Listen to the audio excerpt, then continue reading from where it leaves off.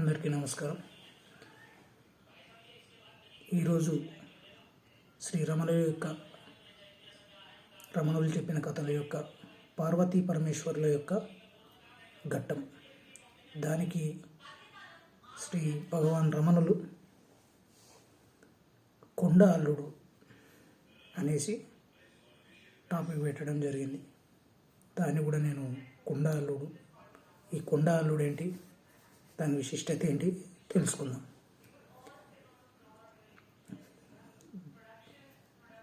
పరాశక్తి యొక్క మొదట దక్ష ప్రజాపతి పుత్రికగా సతీదేవిగా జన్మించిన సంగతి మనందరికీ తెలుసు. ఇది శివపురాణంలో ఉంటుంది.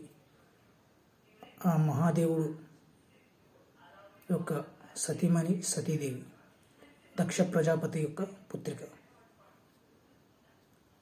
ఒకనాడు కైలాస పర్వతంలోకి దక్ష ప్రజాపతి వెళ్ళగా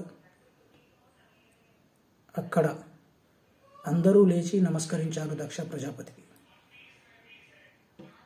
అది చూసి నా అల్లుడైన శివుడు లేచి నాకు నమస్కరించడా, ఆయనకు ఒక చిన్న అజ్ఞానం కలిగింది. అల్లుడైనటువంటి ఆ శివుడు ఆయన ఎన్ని లోకాలకైనా అధిపతి, కానీ మా అమ్మగారిని నేను రాగానే నాకు లేచి నమస్కరించకపోగా అలా చూసి కూర్చునిపోయి నవ్వుతూ ఉంటాడా, ఎంతటి అహంకారం అనేసి ఆయన కోపోద్రిక్తుడై శివుడు లేనటువంటి యజ్ఞాన్ని తలపించాలని ఆయన ఒక యాగాన్ని ప్రారంభించారు. అందరూ చూస్తూ ఉండగా,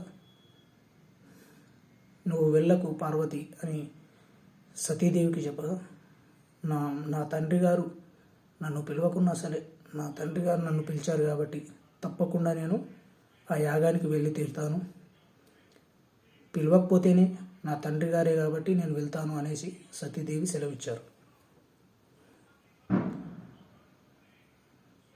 ఇష్టాన్ని, పుట్టింటికి వెళ్తానంటే ఏ ఇష్టాన్నైనా భర్త కాదనలేడు. అటువంటి పరమశివుడు, బోలాశంకరుడైన పరమేశ్వరుడు నీ ఇష్టం సతీ అని చెప్పగా పార్వతీమాత కైలాసాన్ని విడిచి దక్ష ప్రజాపతి యొక్క యాగానికి వెళ్ళింది.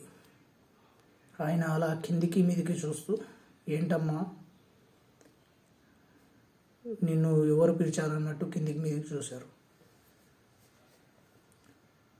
ఆ తత్వాన్ని అర్థం చేసుకున్న సతీదేవి, నా భర్తని ఆహ్వానించకపోగా నేను వచ్చాక కూడా నన్ను చులకనగా చూశారు. నేనిప్పుడే నా తపోశక్తితో ఈ దేహాన్ని దగ్ధం చేసుకుంటానని పార్వతీమాత తన శరీరాన్ని త్యజించడం జరిగింది. సతీదేవి ఆ జన్మలో సతీదేవిగా. అప్పుడు పర్వతుడు అనే ఒక కొండకు పుత్రికగా జన్మించింది సతీదేవి. ఆవిడే పార్వతీదేవిగా జన్మించారు. ఆమె చిన్ననాటి నుంచి శివధ్యానం, శివ తపస్సు తప్ప ఇంకోటి ఏది ఉండేది కాదు. ఎప్పుడైనా శివుణ్ణి పెళ్లి చేసుకోవాలని, ఆ పరమేశ్వరుడితో ఉండాలని ఇవే ఆలోచనలు. ఎలాంటి పిల్లలతో సరదాగా గడుపుదాం, కాలక్షేపంగా గడుపుదాం అన్న ఆలోచనలు ఎప్పుడూ ఉండేది కాదు. అమ్మ పరాశక్తి కదా, ముగ్గురమ్మలు అన్న మూల కుటుంబ చాలా పెద్దమ్మ. ఆ తల్లి జగన్మాత అయినటువంటి ఆ తల్లి అందరికీ ఇలవేల్పు, ఆ జగన్మాత. అటువంటి ఆ అమ్మ ఎప్పుడు పరమేశ్వరుణ్ణి మనసా వాచ కర్మన ఆ పరమశివుణ్ణే ధ్యానిస్తూ కొనసాగించింది. తరువాత ఏం జరిగింది,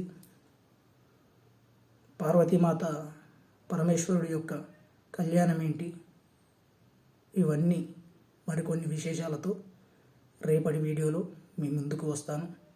అందరూ చూడండి, సబ్స్క్రైబ్ చేసుకోండి, సపోర్ట్ చేయండి. భగవాన్ శ్రీ రమణ మహర్షికి జై, అరుణాచలేశ్వరుడికి జై. రేపు మనకు తిరిగి శ్రీ జగన్మాత ఆదిపరాశక్తి యొక్క